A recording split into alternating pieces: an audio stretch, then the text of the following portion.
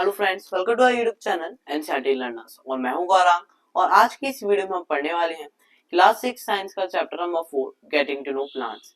इस चैप्टर में हम प्लांट्स के बारे में पढ़ेंगे, प्लांट्स के पार्ट्स के बारे में पढ़ेंगे, प्लांट्स पार्ट्स के बारे में हम पढ़ेंगे, जैसे कि हम रूट्स, लीव्स, रूट सिस्टम इन सब के बारे में पढ़ने वाले हैं।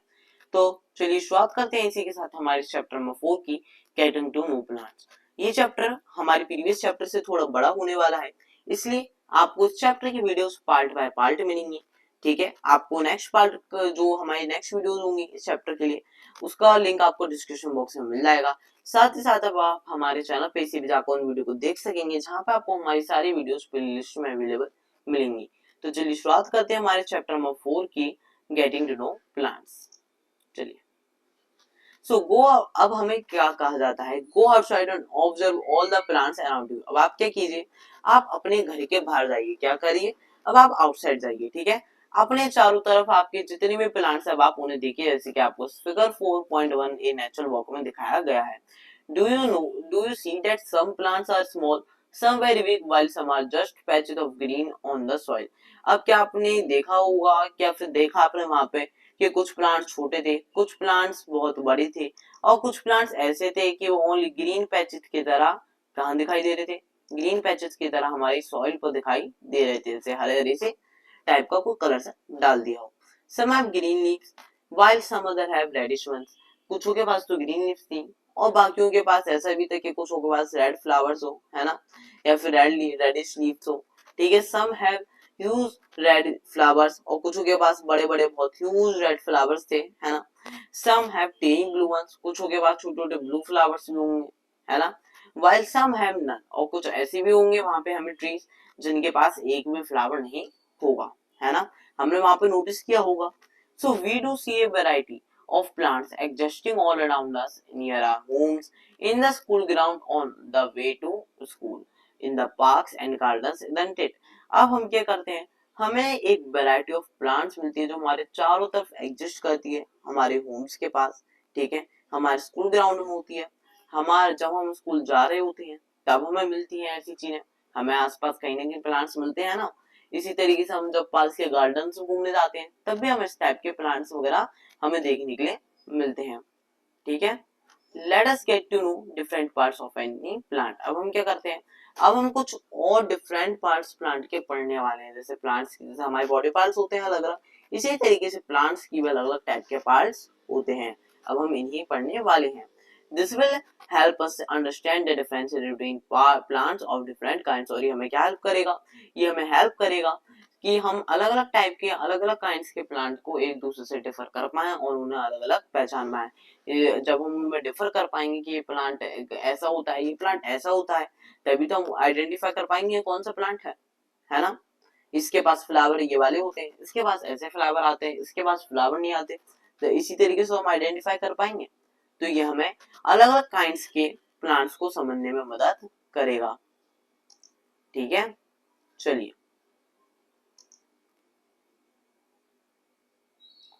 can you label the stem, branch, root, leaf, flowers and fruit of the plant shown in figure 4.1?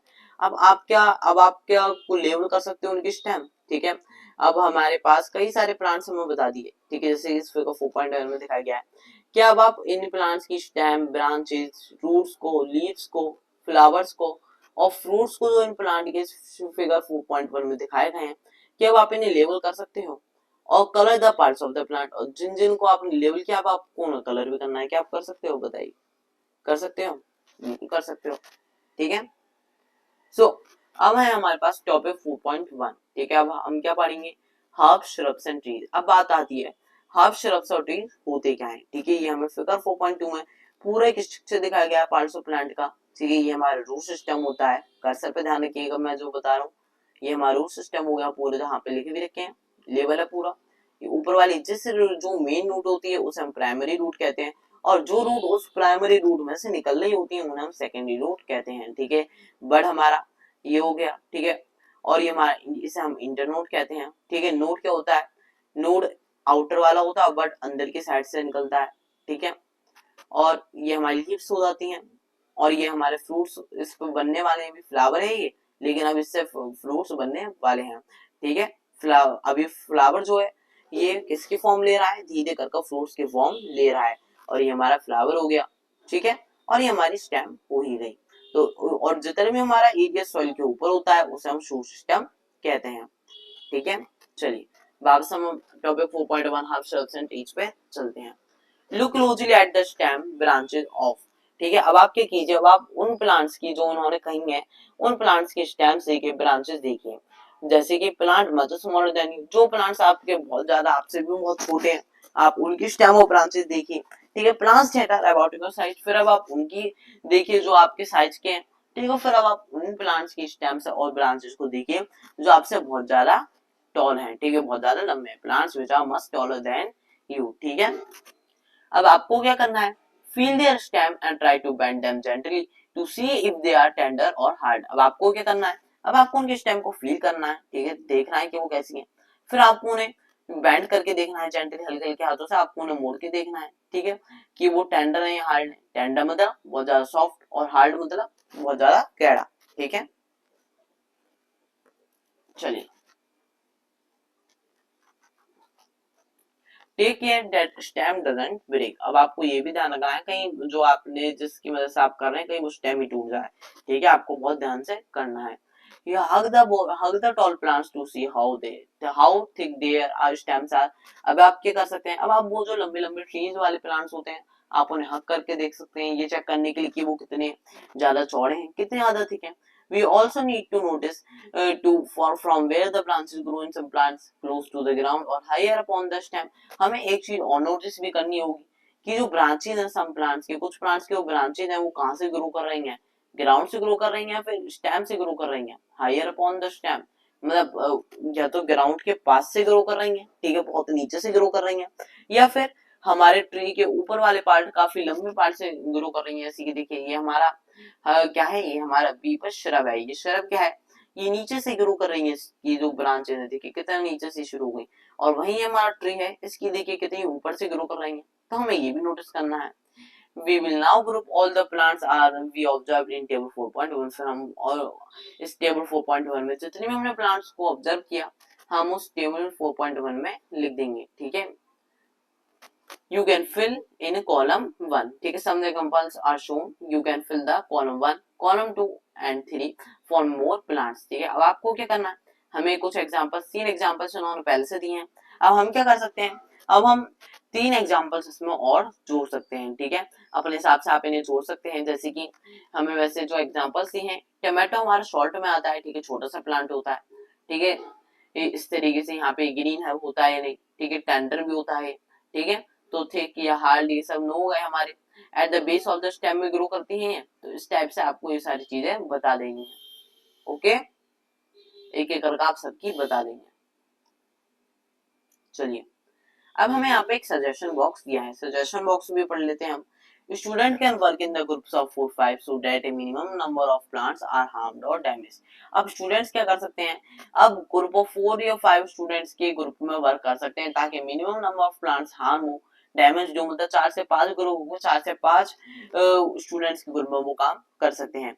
You may also use beads with soft stems activities for the activities, ठीक है, हम क्या आप क्या यूज कर सकते हो, ऐसा भी हो सकता है बीड्स यूज करो जो शॉर्ट सॉफ्ट स्टेम्स होती हैं उन वाली एक्टिविटीज के लिए, ठीक है, ऐसा भी हो सकता है बीड्स को यूज करो, बीड्स को भी करके देखो ट्राई।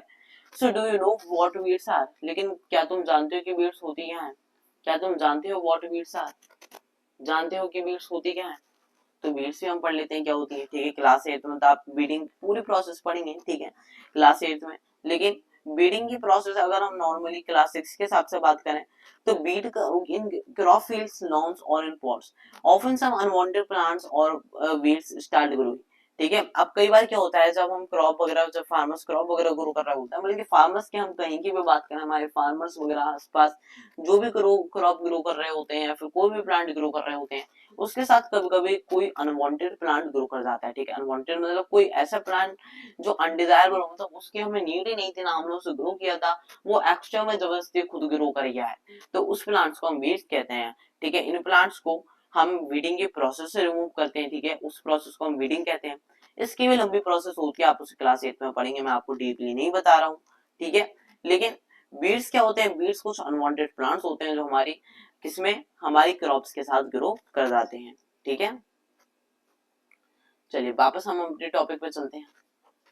फिर column 4 later after studying the section, फिर आपको कॉलम 4 भी भर देना है सेक्शन को पढ़ने के बाद। जो भी नीचे हम पढ़ेंगे ना, हम इसे पढ़ने के बाद नीचे वाले टॉपिक को हमें ये कॉलम 4 भी भर देना है। ये कॉलम 4 आप स्टार्टिंग में नहीं भर पाएंगे। ठीक है, so based on these characters the most plants can be classified into three categories: herbs, shrubs and trees। तो अब जिस तरीके से हमें यहाँ पे ये कुछ कैरेक्टर्स बताए, हम ज्यादातर प्लांट्स को किस में क्लासीफाई कर देते हैं? तीन कैटेगरीज में क्लासीफाई कर देते हैं। एक हो जाता है हमारा हर्ब्स, एक हो जाता है हमारा श्रब्स और एक हो जाता है हमारा ट्रीज। ठीक है, an example of each is shown in figure 4.3, और एक एग्जाम्पल तीनों का ही हर्ब्स, श्रब्स और ट्रीज का हमें फिगर 4.3 में दिखाया गया है। जैसे कि ये हमारा ए जो है ये हमारी हर्ब है। ठीक है, इसे हम हर्ब कहते हैं। ठीक है, ये बहुत ज्यादा सॉफ्ट, ये वाली स्टेम बहुत सॉफ्ट होती है इनकी। ठीक है, और ये हमारी श्रब्स हो गई, इनकी स्टेम थोड़ी हार्ड होती है लेकिन ज्यादा मोटी ट्रीज की तरह नहीं होती, ऐसी नहीं होती जैसी कि हमारी इसी फिगर में ट्रीज की दिखाई गई है।